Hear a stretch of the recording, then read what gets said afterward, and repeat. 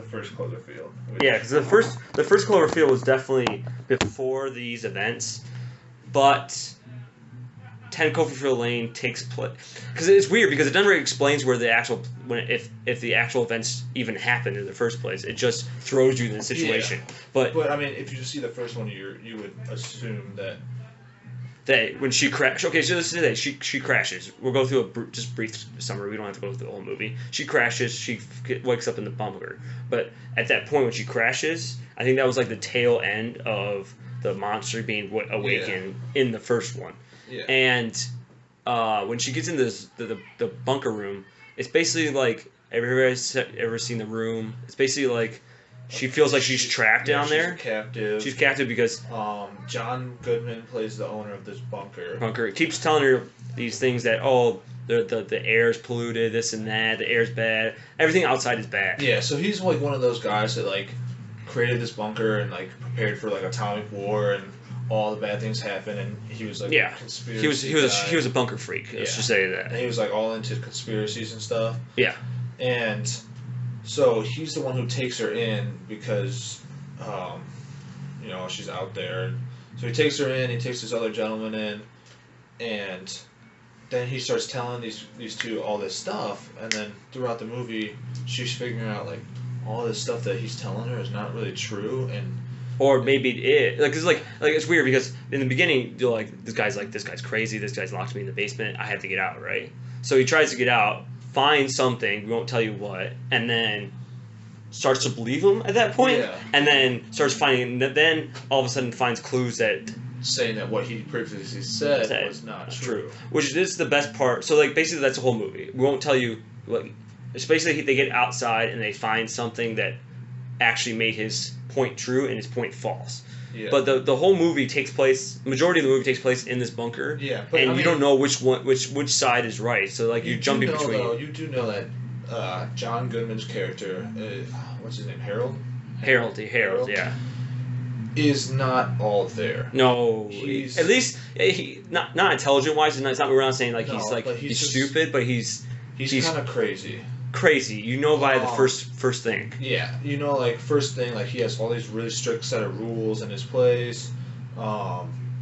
He doesn't like he likes informity. He wants people to be in charge. And it's almost like he runs like this military, like the like he's a dictator basically. Yeah.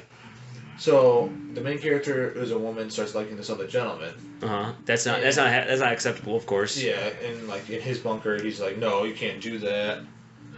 So then that's when she starts, getting the feeling like, hey, this dude's kind of crazy, maybe. Yeah, I need to get out. But like even at that point, she wants to leave, but she doesn't know if she can. Well, until they go into the vent because the ventilator broke. And like she discovers something in there. Well, because she's saying that if the ventilator broke, right, they'll suffocate down there. The toxic air will get in there and they suffocate. So we won't tell you what, but they find something up there, and it scares the crap out of her because let's just say it doesn't paint a good picture for John Goodman, which John Goodman steals the show here. He is the best actor in the movie because once you look at him, there's a difference between acting crazy, when somebody acts crazy, sometimes you can tell that it's kind of forceful. He presents craziness. I think his performance is actually that great that it should get a nomination. I actually really should. I think he did a phenomenal job. It's not cartoonish. It's not over the top. It's just creepy. It's eerie. Everything about the movie is eerie. Then you're probably wondering, why would she stay for that long? Well, he's brings her down to this bunker, so in a sense he saved her. Yeah. He's basically brainwashed her right now at this point. Provided her with food. Food, yeah. He's helping her with her leg because she broke her leg. He does find that, she finds that he is kind of crazy, and she knows he's kind of crazy, but she's grateful in the fact that he helped him out. She's not out there. And really, there is no hope because there's nothing out there. You can't to get out there would be almost suicide. You find out in one part that it's almost suicide to leave because she makes it out. Yeah, she makes it out at the end, but and then we won't tell you what the actual reveal is because that's what keeps the movie great is that you have no idea. Like, you have no idea what is out there, if he's actually true, if he's actually not. But the best part of the movie is, factually, John Goodman puts on a performance of his probably lifetime, of probably the best performance he's ever done, because I like Josh Goodman. I'm not saying he's a bad actor. I'm just saying he plays crazy, and he keeps everybody controlled in his own little environment, if you know what I mean. And I think as an actor, he's a big guy. Like, he's not, I mean, he's fat. He's a heavy-set guy. But he's a big guy. He's about 6'1", 250 pounds. And when this guy gets mad, you cringe. You're like, oh. Yeah. Like, this girl's like 120 pounds. Yeah. Like, she's played by the girl who played the villain from Sky High. Well, I forgot what her name was. Yeah, I forgot her name was. But yeah, so you like, his presence in the movie is very dominant. Yeah, and when he towers over you, it freaks you out.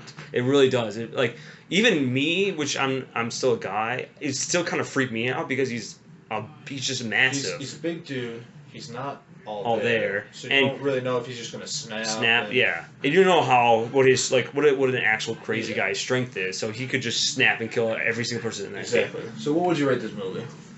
Overall, I would say it's actually, because it's so eerie, it's so intense. It has elements of War of the Worlds meets The Room. Yeah. It has that element to it. I would say it's almost as great, because Deadpool is at the top of the list for me this year. I think it's right below that, or almost perfectly aligned with that. I'll give it 9.5. I just do the same, 9.5. Because it's a very good movie. It's a movie where a lot of people might be disappointed with it, because if you're going into the movie thinking it's going to be this big monster movie and it's just going to be running away from a monster, it's not. It's grounded, it's controlled, it's claustrophobic, it's all these types of things. Alright guys, that's the end of our video. If you like to subscribe, please subscribe. Click that like button or comment on whatever you would like us to review. We are up for suggestions as well. And we'll see you next video.